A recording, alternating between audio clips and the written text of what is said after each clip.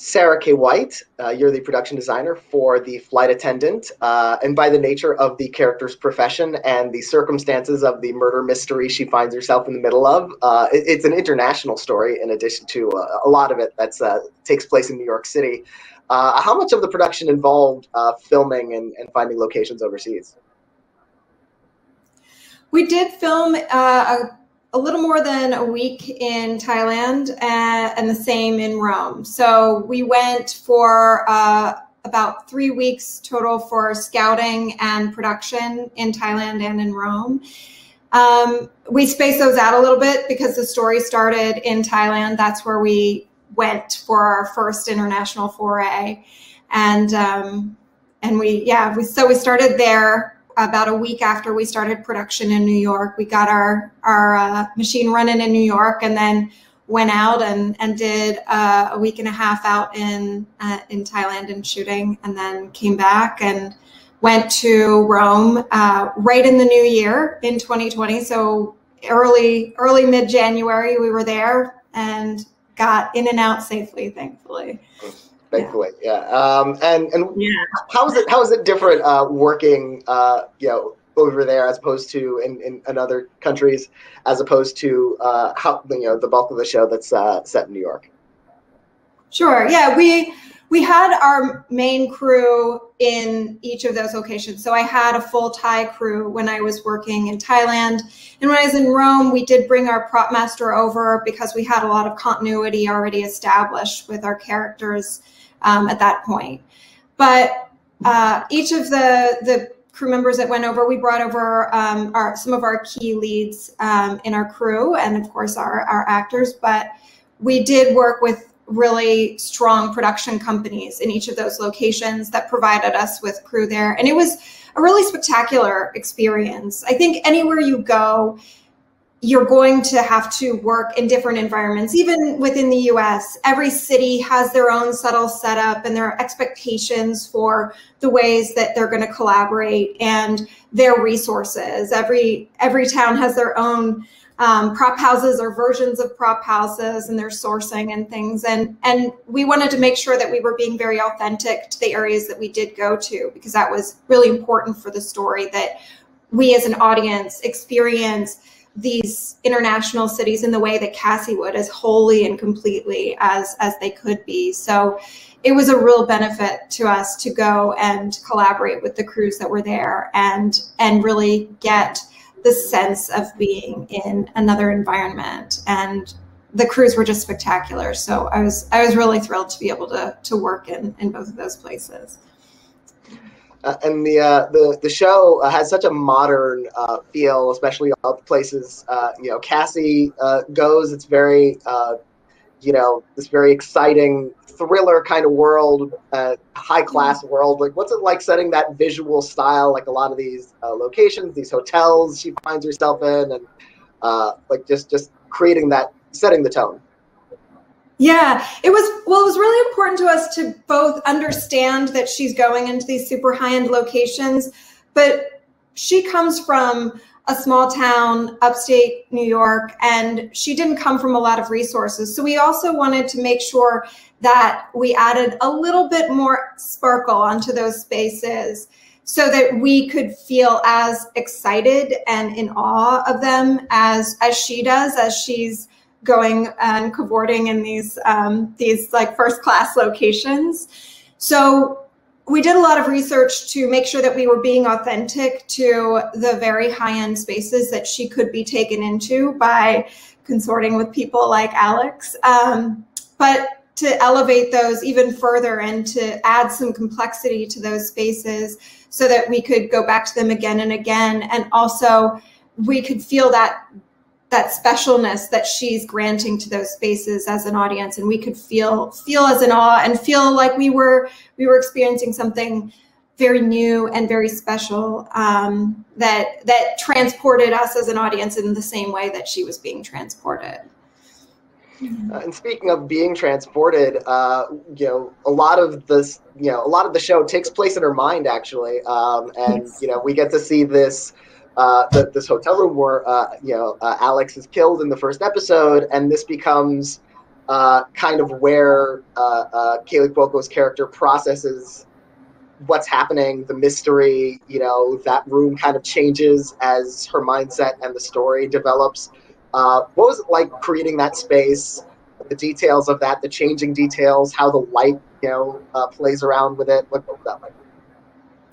It was really, really exciting. I think that was the main selling point for me coming into the project. I was lucky enough to have worked with the director, Susanna Fogel, who did the first two episodes of the season, on another project. And so we'd sort of been talking about the show a little bit once she started to be interested in working with it. And then speaking with Steve Yockey, who is the creator of the show, about how critical it was to feel like we were in her subconscious as she's trying to figure out what's happening, as she's delving back into not only the history of that night, but also her own personal history. So when we were conceiving of the main suite, we wanted to make it feel like we were both constantly like seeing her understandings of that night in new ways. So the floor plan had a lot of different opportunities for sight lines, a lot of different opportunities for reflection and refraction. And we made a lot of moving walls, moving panels. So every time we brought our characters and our scenes and action and the camera into the set, we were able to see it in a new way. And it was constantly developing as her understandings of the night and her understandings of herself and what led her to that experience were growing and changing.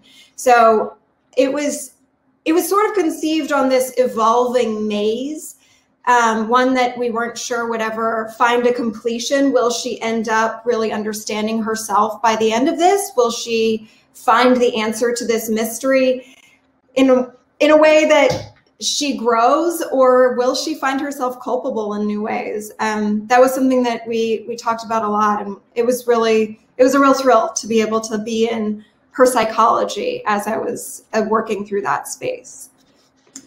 And there are other locations and settings in the show that are very architecturally interesting. You've got Annie's apartment, which has that very interesting layout. And of course, when they investigate Alex's apartment in Hudson Yards, which of course with these locations, you're expressing character also, because these are spaces people live in. So what were those locations like to kind of invest in the characters' personalities and their lives? I really enjoyed designing Annie's set. That was a full build, and we were able to obviously bring some unique moments into that space. Something that was brought into the script was the relationship between the front door and the shower in Annie's loft.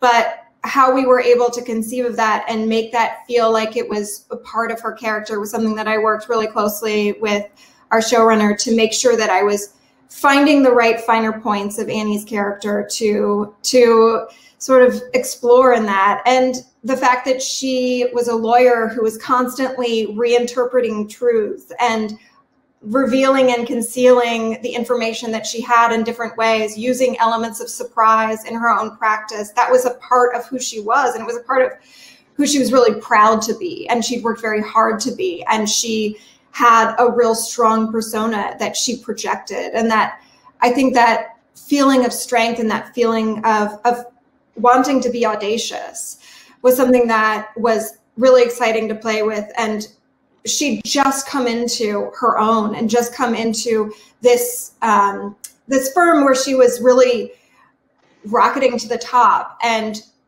I think what was amazing about working with her character was that she develops a softness and reevaluates that as she's traveling through this story with Cassie. So having a space that isn't too cold, isn't too calculated, but allows that feeling to come across at the very beginning and allows her really proud sense of self to be powerful from the very beginning, but also has moments where, there's a living room where there's like soft furnishings that you can just roll up in and cozy up in and become soft and become vulnerable in that same place, was something that was super exciting for us to develop.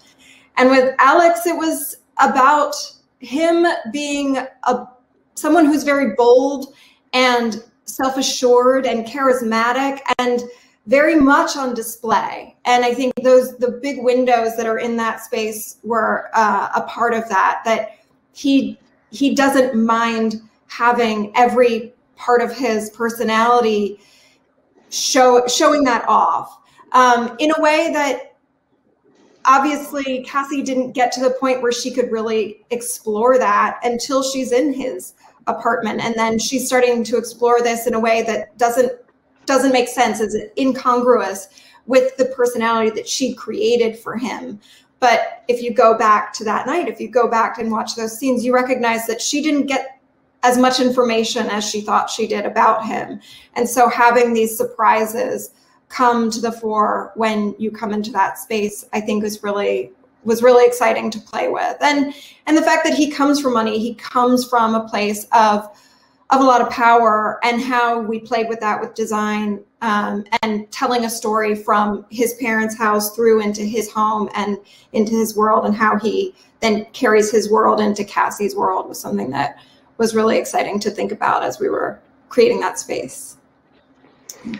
Well, congratulations on your work on the show, and thank you so much for talking with us about it today. And we will have you back in a few minutes for our group chat. Great. Thank you so much. It's been a pleasure.